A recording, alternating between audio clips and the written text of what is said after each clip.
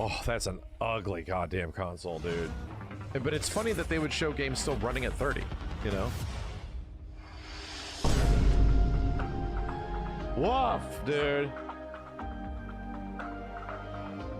Consumers are lining up today to be the first to purchase Sony's brand new stupid piece of that doesn't do the damn thing it's supposed to. That cost $5,000! The video game industry is run by morons. No one asked for this. No one wants this. Hello everyone, it's your favorite FGC VTuber. So as you guys can see from the title and the intro I did below, we're going to be talking about the PS5 Pro. We actually talked about this beforehand with the Vibecast. If you guys like more conversation like this, don't forget to don't subscribe. Definitely comment below. If you guys like to hear these kinds of more topics, these things have been popping up a lot. Big thanks to you guys in the channel, you know, sending another one out. Yeah, we talked about this before. We already knew, like, honestly, the PS5 was, or the PS5 Pro was an inevitability. We already knew it was coming. There was no doubt about that. Just clearly the way it released was absolutely awful. I mean, just look at all the way I shit on it earlier with the video, right? Yeah, no. I mean, the main thing is, like, as in the video, no one really did ask for this. Like, I expected it, including me. I bought the Pro, for example, right? And, but yeah, like, who is this really for? I remember one of the things they even said was, oh, there was an article saying, oh, that actually the PS5 is more so for people. I mean, Maximilian said it himself, and this is true. I think the PS5 Pro is going to be in the same boat as the PS4 Pro. The only difference is it got more notoriety and more people because they knew about the Pro. Okay, now they're expecting the 5 Pro, right? And then I think that press conference was big to where even normies, because I think a lot of people didn't even know the PS4 Pro existed. By the Vibecast, I'm gonna ask my sister if she even heard about it or whatever, so I'm gonna find out my metric. I think the PS5 Pro got more publicity than the PS4 Pro, but that price point and what happened with it, whatever. Like, people are still gonna get it, right? But to me, the people that were getting back to saying, especially being in the article, that this is more of an upgrade for people, like, true to a degree. Like me, I'm PS5, like, I would definitely want to get the Pro just for the fuck of it, right? Not at that price point for sure, but even when I had the PS4 Pro, like, maybe with the PS4 that made a lot more sense to trade in your PS4, because why the fuck? But with the PS5, it's perfectly fine the way it is. There's no reason to turn in a perfectly good PS5, especially if it has a disc drive. For a PS4 Pro, it does, or PS5 Pro, it doesn't make any sense. It just really doesn't. Like, oh, I could have two PS5s, you know? Like, and here's the thing, and if you're that scrapped for money, why are you even getting a Pro? You think, like, this is an oxymoron, especially, like I said, to shut those people, like, oh, this is a PS5 is for working. Like, no, it's not. Because here's the thing, the thing about the PS5 is that it doesn't make sense economically. Let's get a lot of things out the way, right? Including the disc drive. A lot of things, it just doesn't make sense economically. The working class does not currently have the money to be able to get this. Like, people turned in PS5s because they're like, oh, no, you know what? I need the money. The amount of people that I've actually heard say that, we've discussed this on the Vibecast before. Again, feel free to check us out when we will be talking about this. We're going to hear more thoughts from everybody else, but this is just mine firsthand. And yeah, no, it's an economic standpoint. And what's funny is, going back, they're actually, the price point kind of makes sense. Let me to kind of Sony's defense. Obviously, the reason it's that high in the first place is to protect profit margins. That's the number one thing. And there's another thing called Moore's Law. Like, with the PS4, it was just $100, and then the PS4 got lower, so it's like, oh, it's at the same exact price, right? But no, the PS5 just isn't as cheap to manufacture as a PS4, and it's not going to get any cheaper. And that's what occurred to me, like, oh my god, that's true. These chip shortages, I mean, it's along with COVID and everything that happened, it's just that because of Moore's Law, for those who don't know, it's a law that dictates the further we go into the future, the less and less innovations we're seeing in tech. And we already see that we're at 100%, Maximilian said it, we reached the peak of diminishing returns when it comes to graphics. And that's why the other thing, the PS5 Pro also doesn't make sense. There is not that much power we're going to get out of this thing.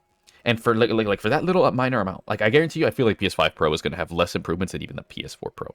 Part of it is because of optimization, right? Clearly, and if they develop for it. But the second thing is, like, there's only so much you can do. There's only so many transistors you can fit into that thing. And guess what? Yeah, you know what? It makes sense that it would boost up by $200. That's just the way it works. But economically, it doesn't. The price per performance, it's still there. Like, don't get me wrong, the PS5 Pro price to performance, it's still kind of there. This is the problem, is, like, for those $200, you're not getting that much more. So it's still better, let's say, arguably, than a lot of any pre-builds, or especially new stuff, because the GPUs are super overpriced. But if you say you get a pre-build, get rid of the GPU, sell that, and go buy a used one, the PS4 Pro just doesn't make as much sense. And especially when you don't have a disc drive. That's the thing that's the most insane. The $700 price tag would have made way more sense if it had a disc drive. There's 100%. But even then, economically, it still doesn't. Because you look at what the PS4 Pro offered. You got to look at it from a consumer standpoint, right? Especially with them having little to no money. It's like, oh, it's just $100 more. That's what the PS4 Pro was over the PS4. Like, oh, the PS4 was $300. Now we're PS4. That's what it should have been, even with your disc, right? But no.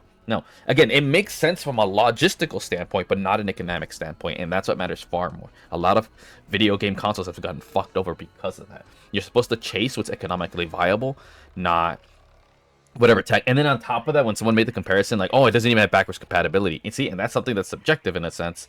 I mean, me personally, yeah, I'm even less tempted because if it had, I guarantee you, if it did have backwards compatibility, for a consumer, that would just make way more sense. And the fact they don't even have that is insane. Yeah, the PS5 Pro, I guarantee you, we're gonna see it at pawn shops for $350 to $450-ish. I guarantee you, maybe 100, but we'll say 500, right? Like early on, let's say, you know what, my bad. 600 early on. Later on, when then, like, you know, let's say 2-3 years when no one really gives a fuck at all. And those, I mean, my thing is, I don't think we'll see that many. I'm surprised how many PS4 Pros I see personally, right? But I think people who are idiots and aren't smart with their money, they're definitely gonna turn it in. Like I said, it just doesn't make sense to turn in your perfectly fine PS5. And the other reason why the PS5 just doesn't make sense is that the PS4 literally needed that upgrade. The PS5 does not. It really does not. We still have games coming out for the PS4. So that makes absolutely no fucking sense. Right. And yeah, no, that's just really what I wanted to get off at. I mean, I will get it because I already, like, to me, I don't mind playing some games better. But, like, I'm going to be honest, I'll get the PS5 Pro by the time the PS6 comes out, if I'm being honest. Just so when games come out on PS5 and maybe they don't come out on PS4, I don't get as cucked. That's really it. You know, and even then, the PS6, I'm gonna be honest, I'll wait for that to go on sale. At this point, it's like, and we already know I'm going full PC. Me personally, I'm even gonna plan on doing a video like, can I make a PC that outperforms the PS5 at $700? I think it's a lot easier. Like $200 extra goes a long way on PC, right? And if I'm being honest, the only use part would be the GPU, because I'm gonna be honest. I mean, who knows? Maybe GPUs can get super cheap. You know, but yeah, no, it just doesn't make a lot of sense. Economically, it doesn't really make sense, especially with no disk drive. And then it still has that shitty fucking controller. Like, if you at least included a Pro controller with a game made of, it's still, just no, right? We haven't even had a bundle. We have the Slim, sure, but like, yeah, I don't know what they're cooking. You guys already saw all the things where everybody's like, just no one is impressed by this. And again, like I said, no one really asked for this. Like, if I'm being honest, the PS5 Pro should have came maybe 2 to 4 years later. And then especially when Sony's done, or again, check out my video. I'll put all the videos related to Sony somewhere in here. That, I mean, part of it's just Sony's out of touch, but the thing that they were saying the PS5's halfway through its life cycle or some bullshit, like, dude, hell no. Not even close, bro. Look, the PS3 basically lasted like 8-ish years. Or 8 years, and a little bit over, you want to say 10, 12, depending on how many games came out because of the Vita, whatever. And the PS4, it's still going. Like, if we're being honest, like, okay, we ended, like, let's say 10 years first, but it's still going now. I give it another 10 years. The PS4 is going to be like, okay, it lasted 2 years more than the PS3, but what is the life cycle after, you know, the new system comes? And that's what's different. Like, the PS2 didn't last, like, what, 2, 3, 4 years pushing it max with a handful of games. The games are still being released. Like, they were mainly sports titles, right? Whereas the PS3, no, dude, it still had a mainline title, Star Ocean. That came out in like 20 some shit, I don't remember, and that came out on the PS3, dude. So let that sink in. And the PS4 is getting made. It's a lot stronger. Like, we are what? I counted as 2020 because it's easier, right? We are 4 years in, and the PS4 is not slowing down. It really isn't. Maybe in year 5. I mean, we've already seen some games get more support, and some games not even come out. Good example, like Tekken and Mortal Kombat. But it's not making people go to the new system. Street Fighter 6 is selling better than both because it's on PS4. People are not going to move over to the new system because your game, again, economic situation. And also $70 is fucking stupid. Street Fighter 6 was actually smart, and they said we're going to be 60, not 70. Capcom went full dum-dum and said, oh, we're going to start 70. It doesn't. It's too expensive. That's the other thing. It's just too expensive, including the controller in the games. Like, until Sony actually has a full bundle, everything cheap. Like, until you can get a PS5 with a bunch of shit, including Plus for like 2 years, for 300 or 400 450 max, it's not happening. People are not gonna switch over. Like, I call it, when they announced the PS6 at 2030 or some bullshit, no one's gonna give a fuck, dude. No one's gonna move over. Like, a lot of people say, okay, what's the point? We have the Pro. See, the funny thing is the Pro is gonna be like, okay, why get the 6 when I could get the Pro? And some people made the argument, some people might not even get the Pro. They'll just wait for the 6. But the funny thing is, the only people who will wait for the 6 are the people who are already on a 5, and they, you know, like, I don't see that many people who are on the PS4 that are gonna want to move to the 6. They'll just get a 5 because they know people, like, you know, it's an economic situation. Like, unless things turn around in the next year, and people start buying 5s, and then we get Pros. Then okay, cool. Within 5 years, I can see it. But like them saying halfway through the life cycle, like back then they were basically saying, oh, it's gonna release in 8, right? Like no, I say 10 to 2030, and then maybe late 2030 we could say the 6. And at that point, I'm gonna be honest, consoles and these kinds of things need to have like 10-year life cycles minimum to 15 to 20.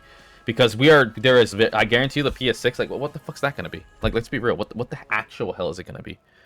It's not gonna be that much more impressive than a PS5 Pro. Let's ignore the 5, the PS5 Pro. And I don't know, like maybe by that, let's let that sink in. By the time the 6 comes out, slowly they're gonna start phasing out the 4 because they want to take advantage of the 6. And at least with the 5, they're like, okay, then the 5 is the bottleneck. But it's like, oh no, you're still releasing games on the 4. Let that sink in.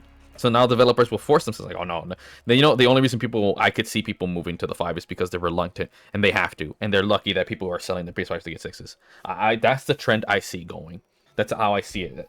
That the last generation is gonna last as long as the current one. That's what I'm genuinely seeing. Right now we're seeing slowdown with PS4, but it's not stopping. I just ran everybody with the main thing I was gonna get at. So the other thing is, by the way, big shout outs to all the real gamers. That 3/4 of us, I mean 75% of people are choosing performance mode in the PS5 over graphics. Goes to show you that FPS does matter. Stupid dumb 30 FPS as bitch developers. Like, dude, it's the fact that and then not even to account, we've seen it, especially with people who are in other countries, like it's genuinely unaffordable.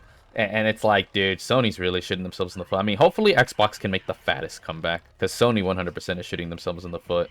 I mean, like I said, to the point, look, I'm on PC for multiplayer games. That's how you know they're already fucking up. I still have my PS4. I have too many PS4 games to switch over. It doesn't make sense for me to fully convert to Xbox or PC. Sure as fucking switching over to fucking goddamn Nintendo. God knows they won't keep me happy. But I don't remember what the other point I was trying to get at. Let's see, I'll keep thinking until I get it. Oh, now I remember. Oh yeah, and the fact that games are still playing at 30. I mean, at the end of the day, we already know it's developers. They don't know how to develop anything. They're just jackasses. Especially with indie titles popping off, and bro, they barely take advantage of a PS4 Pro. What the hell makes you think they need a PS5 Pro? Well, I can't get my thought off. I might get it in the Vibecast. So if you guys like this video and like more like them, don't forget to comment below and go check out the Vibecast. And usually we have Vibecast at Tuesday around 8 p.m. Central. So feel free to check us out live at GreatestGamer00, Twitch.tv, and of course you guys can check out the VODs that we posted here. These are edited, by the way, by AI, so they're actually cut short. And yeah, if you guys got any more topics and you want to shit on the PS5 Pro, how it's not the worst idea in the world. I'm gonna say, like I said, I'll probably get it way later. I just don't see myself getting these systems that much. Like, I'm sorry, bro. I need a bundle. It needs to be cheap as hell. I only got the PS5 because I really wanted to play some games at a much better performance. Plus, it technically saves me power because the PS5 wastes its power than the PS4 Pro. Thanks, guys, for watching, and remember, every day is great when you're chippy.